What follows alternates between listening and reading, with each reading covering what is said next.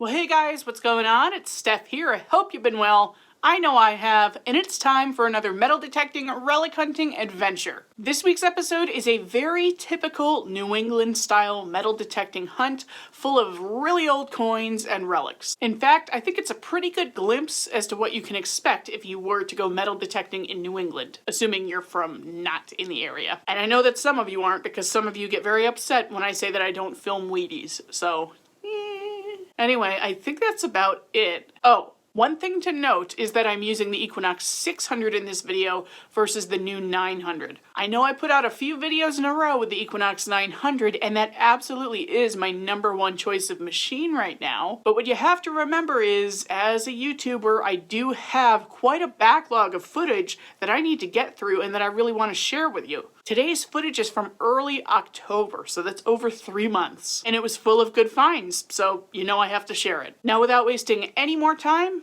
let's hop in. Well, this is different. Got a 12 signal about 8 inches down, finally just got it out.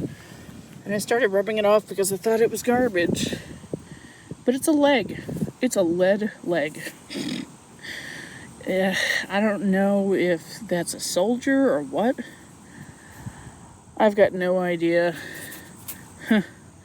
Well, maybe I'll find more pieces to it and we'll figure out the mystery together, but whatever, that's pretty cool. First hole, I'll take it.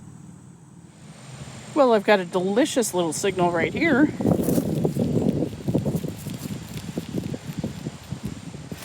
Sorry that's in my shadow. It sounds pretty tight though, so you know we're gonna check it out.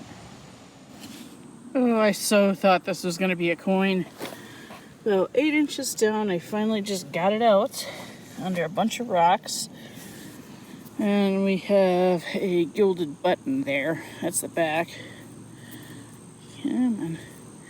Wonder if for once it'll have something on the front. That would be really cool. That would be very, very cool. Wow. And I hope the front looks like that. Holy crap. And got a little gilding left. I'm not sure if there's a pattern on there. Let me brush it off and come back. Well, the back is gorgeous. So much gold left on that. And the front, I don't see anything coming through.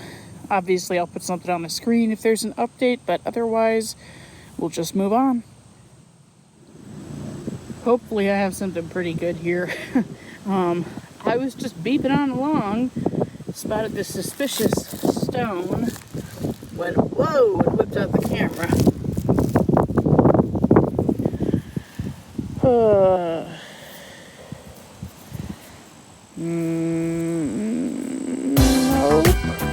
I don't think so anyway. Nuts. Well, I got a screaming 17 signal. It was not very deep at all. I kicked it out in the first shovel full of dirt. I think I have a 2-piece button here. Yeah. What have we got? Is it military? That would be cool, even though it's smashed in. Huh. Let me see if the back's going to give us a clue.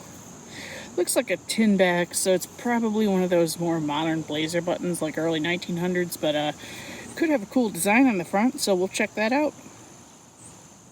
Well, even though it's clearly identifiable, at least it looks like it should be, I can't figure out what's on the front. But as I said, it's a tin back button. Generally, those are not going to be military. It'll get you all excited when you see a 2-piece button in the hole, but I'm going to go with early 1900s blazer button, but hopefully I can at least see what that design is when I get home. It's not going to be much of a display piece, but I would like to know what's on it, so hopefully I can get back to you on that one. Well, I popped over into a cut hay field that's right next to the cornfield I was in, but a pretty slow day. And for whatever reason, everything is sounding like a whisper, even if it ends up being a decent target. So I don't know what's going on. But anyway, where did it go?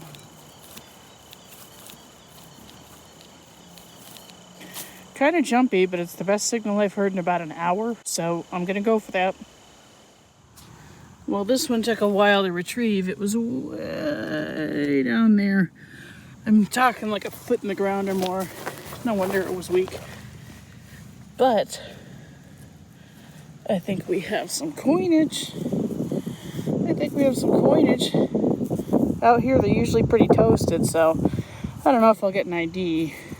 Let me see if something will come through while I'm on the camera, though.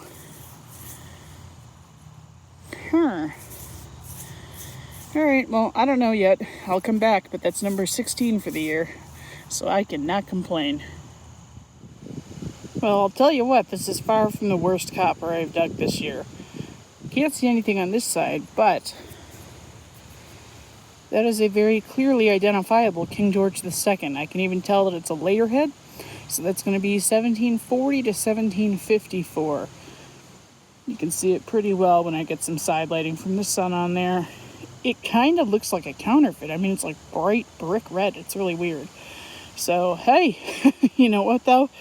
A copper always makes my day. So we'll aim for silver next. We'll see what happens, but that's awesome. Definitely makes it worth coming out today. The weather's beautiful too, but I always love finding a 300-year-old coin, almost. 250 to 300. I can't do math right now, but hey, it's awesome. I don't do this often, but we've got a really cool little nature moment here. Look at that. It's a praying mantis. Big one, too. Come on. Do a little dance for the camera. I don't want to be cruel, but... oh, wow. How cool is he? Or maybe that's the female, and that's why she's so big from biting off the heads of her mates. Wow. That is so cool. Huh. That is our state insect, I do believe, in Connecticut. Well, I figured out why everything was so faint sounding today. My little wireless module is dying. So I'm plugged in now, but everything is light and bright and clear. I just got a little musket ball from way down there, at least 10 inches. Impacted, maybe 58 caliber or less, I don't really know. So nothing special, but they're always fun to dig. And I'm glad I figured out why the heck I wasn't hearing things properly earlier. Okay, I just got a consistent 11 signal that's been foil all day, but it looks like I've got a little tomback button right there. Right there. I think so anyway. Oh, you know what that is? That is the back of a two-piece button. And these notoriously blew apart before later on.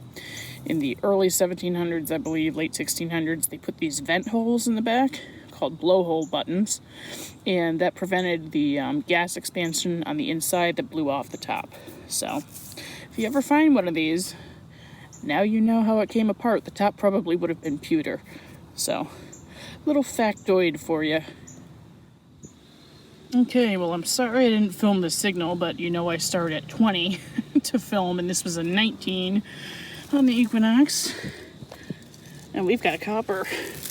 I just felt it to see if it was thick enough to be a copper, and it is. It is.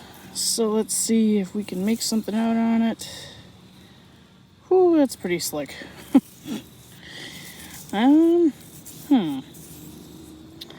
Okay, I'll get back to you.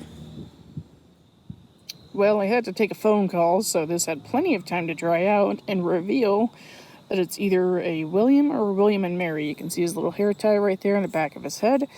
Seems to be all I find out here for the most part. These William coppers, very early. This is going to be 1690s. If it's a William and Mary, it'll be 1694. I think this is a type 1 based on that hair tie, so that's going to be, let me see, 1695 to 99, I believe. A type 1 or a 2 would date between there. And it is not a whole lot going on the back, but hey, awesome, awesome. I'll take that all day long. This sounds both shallow and beautiful.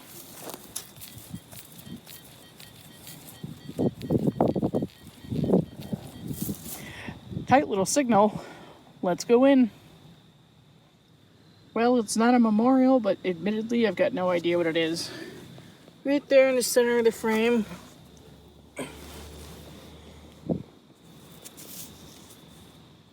Is this really just a piece of copper? I mean, it looks old. Just got no idea what this is. Well, any guesses? Anything at all? Let me know. Alright guys, well I really hope you enjoyed this week's episode. Like I said, very typical New England hunt. And those super old coins absolutely made my day. As they always do. So until next time, you know what to do. Get out there, save what you can, and do what you love. We'll see you next week.